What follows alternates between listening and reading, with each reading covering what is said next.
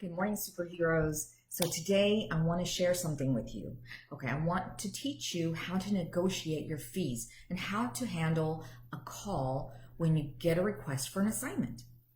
Okay, it's really easy. You're going to want to jot down the steps. Okay, and if you do it the same way every single time, it will become second nature to you. Okay, so we're going to get started. Let's take the call. I hear my phone ringing. Good morning, this is Leticia. How can I help you? Oh, a signing, sure. When is it? Tomorrow at 4. Okay, great. Yes, okay, and what is the location? Can you give me a zip code?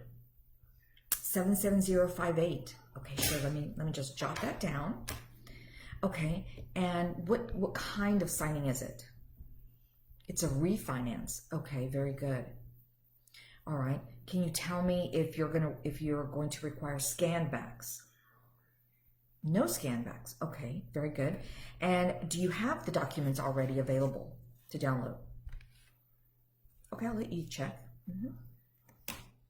Oh, you do? That's great. Can you tell me how many are in the stack?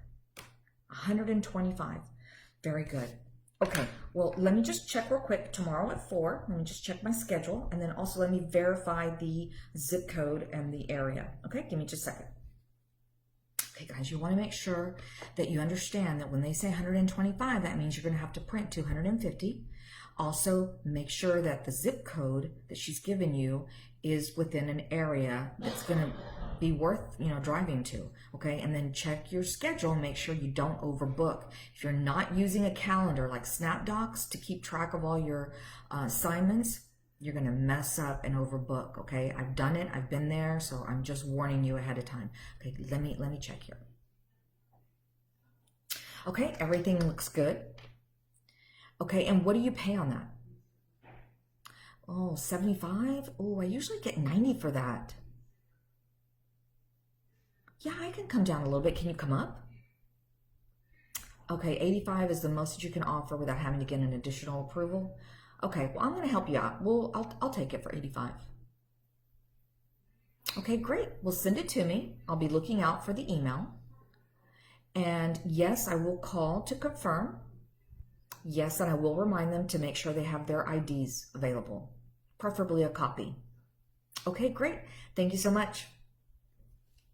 Guys, that's how it's done. You make sure that you go step by step, okay? Make sure you ask the date, the time, then your location, and then you want to ask for the type of loan that it is, or if maybe it's not even a loan, maybe it's just an application. So you want to make sure that you know exactly what you're going to be doing, because that helps to give you also a better idea of how long you're going to be there. So in a reverse mortgage, again, I've told y'all several times, those take a lot longer. You're dealing with elderly, people that sign slower, think slower, don't see as well, don't hear as well. They're sometimes lonely and isolated. So just keep that in mind, okay? They do a lot of reverse mortgages, and those usually will take up more of your time. So if you're just doing a seller and they're offering you 75, take it. Seller packages are little bitty, like 25 pages or less. So take those for 75. A refi for 125 pages and they're paying you 85. That's a good deal if it's fairly close. Okay. So if you're going to be doing a VA loan, those are a lot more pages. So you want to try to get 90 if at all possible, at the very least. If you're doing an A6 or a cash out, you're probably going to be asked to scan those back.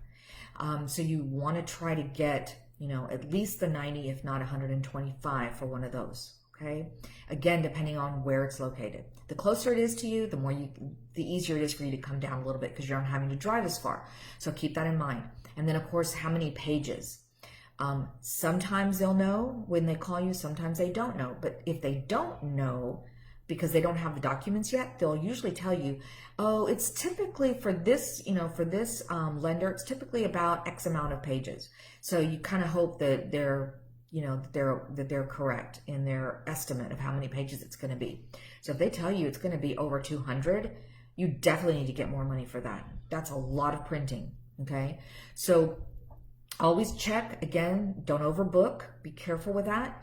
Use some type of calendar, not only online, but if you can, a little notebook. So, you know, in your bag, in your knapsack, in your briefcase, wherever you're carrying everything, make sure that you have all that information.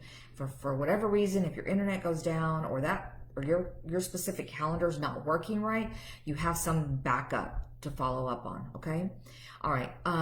So guys, go out, do what you know to do, and if you are lacking in something, whether it's confidence or some knowledge in a specific area, reach out to me. I'll be more than happy to do a video on that as well. Okay, everybody, have a great day.